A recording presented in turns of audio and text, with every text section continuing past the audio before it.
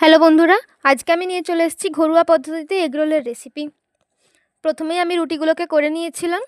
পরিমাণ মতো ডিম গুলে নিয়েছি, সাথে কিছুটা রিফাইন তেল নিয়েছি। এরপর গ্যাসে একটি তাওয়া বসিয়ে সেটাতে রিফাইন তেল দিয়ে দিয়েছিলাম পরিমাণ মতো।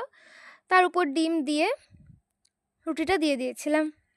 এরপর একটু ভাজা হয়ে গেলে সেটাকে উল্টে নিলাম। ভালো করে ভেজে সেটিকে তুলে নিয়েছি। এরপর আমি মশলা নিয়েছি, এখানে জিরে আর ধনে একসঙ্গে ভেজে গুঁড়িয়ে নিয়েছিলাম, সাথে বিট লবণ নিয়েছি। এরপর বিট গাজর গ্রেট করে নিয়েছিলাম, সাথে পেঁয়াজ কুচিয়ে নিয়েছি এবং শসা কুচিয়ে নিয়েছি, সাথে লঙ্কা কুচিয়েও নিয়েছি। এরপর ওই